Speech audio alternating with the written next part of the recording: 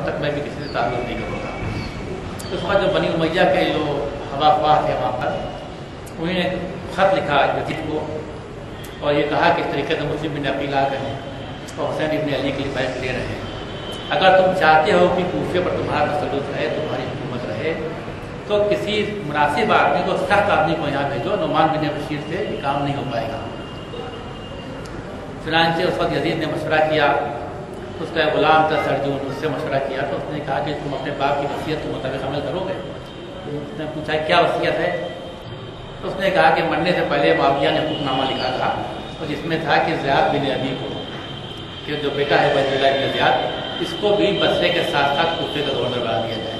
اس نے اسرائیل سے اتفاق کیا اور عبید اللہ بن زیاد کو، کیونکہ اس وقت بصرے کا گورنر تھا، اس کو خط لکھا کہ تم فوراً جا کر کے جو ہے کوفے کا چارج بھی سنبھال لو۔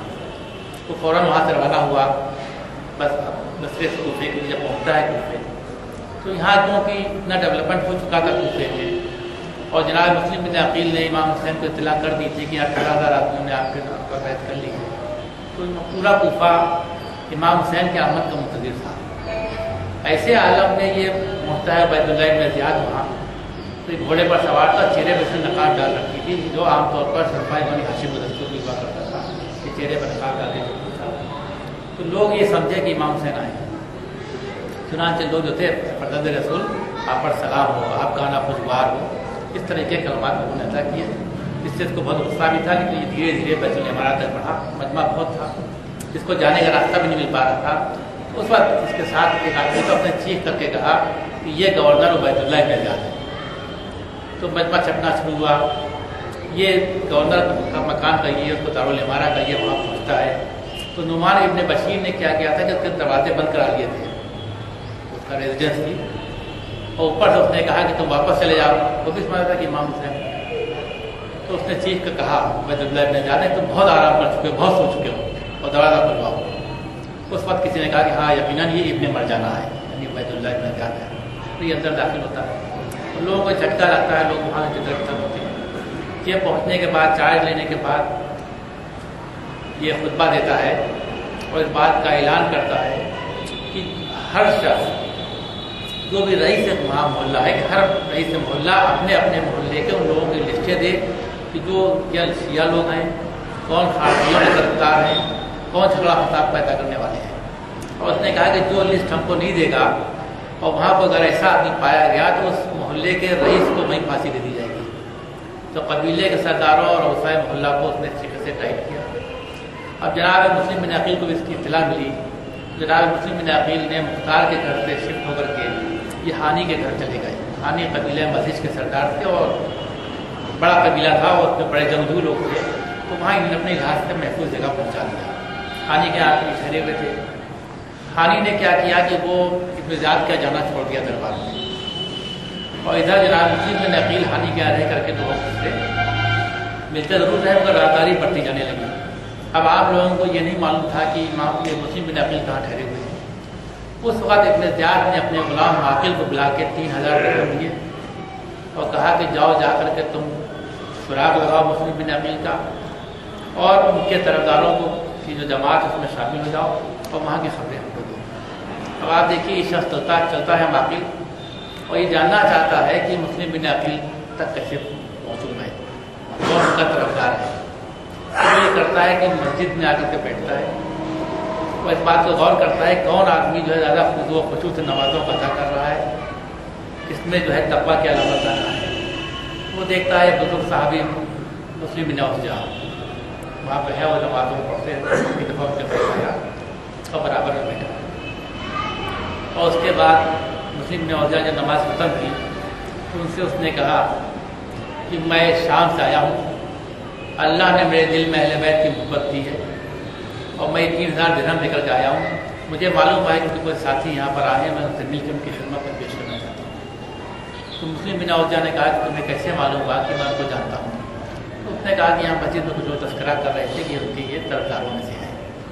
تو مسلم بن اوسجا نے کہا کہ یہ چیز اچھی نہیں کہ بقایا کوئی عمل انجام دیے ہوئے لوگوں تک اس کا چرچا ہو۔ پھر بھی انہوں نے کہا کہ ٹھیک ہے میں تمہارا تذکرہ کروں گا، تمہارے ملنے کی میں اجازت اپنے صاحب سے لوں گا، تو مجھ سے ملتے رہنا۔ وہ دھیرے دھیرے جو ہے باقی مسلم بن اوسجا کیا جاتا تھا، اور ایک دن جو ہے وہ مسلم بن عقیل سے بھی اس کی ملاقات ہوئی اور پھر روز وہاں جانے لگا. سب سے پہلے پہنچ جاتا تھا, سب سے آخر میں آتا تھا اور ساری خبریں ابن زیاد کو دینے لگا. اب ابن زیاد نے ایک دن کہا ہانی کے قبیلے کے افراد سے کیا وجہ ہے کہ ہانی ہمارے درمیان نہیں آتے, اور یہ اچھا طریقہ نہیں ہے کہ اپنے عمرہ سے اس طریقے سے بے توجہی پڑتی جائے. اور مجھ کو خبر لگی ہے کہ ہانی جو ہے اپنے گھر کے دروازے پر بیٹھتی ہے. تو اس آدمی نے کہا کہ ٹھیک ہے, ہم کو بلا کر کے لاتے ہیں. اسما نام کا شخص ہے, وہ گئے وہاں. ہانی سے کہا کہ امیر تم کو یاد کر رہا ہے اور یہ طریقہ صحیح نہیں ہے کہ حاکم سے اس طریقے سے جو ہے رکا پر اختیار کیا جائے. اس کے ہانی سے کہتے ہیں تم ابھی اس وقت سوار ہو گیا ویسا چلو. تو ہانی کو لے کر کے لوگ آتے ہیں. ہانی جب پہنچتے ہیں محل میں تو اس وقت ابن زیاد کے پاس قاضی شرح بھی بیٹھا ہوا تھا. کبھی پہنچے وہاں تو اس نے کہا کہ تم کیا کر رہے ہانی, کیا معاملہ ہے یہ, تو ہمارے خلاف سازشیں کر رہے ہو. ہانی نے اس سے انکار کیا, نے پھر کہا کہ نہیں تم کر رہے ہو. پھر ہانی نے انکار کیا تو اس نے اسی ماقل غلام کو بلا کے سامنے کھڑا کر دیا. ہانی ہکا بکا رہ گیا, مگر پھر ان کی سمجھ میں بات آ گئی کہ پوری جاسوسی ہو گئی.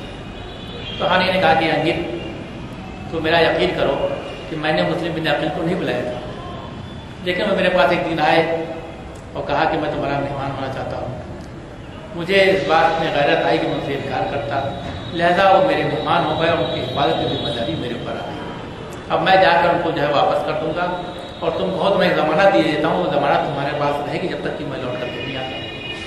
اس پر ابن زیاد نے کہا کہ تم اس وقت تک یہاں سے نہیں جا سکتے جب تک کہ تم مسلم کو یہاں پیش نہ کر دو. اس کا ہانی نے انکار کیا.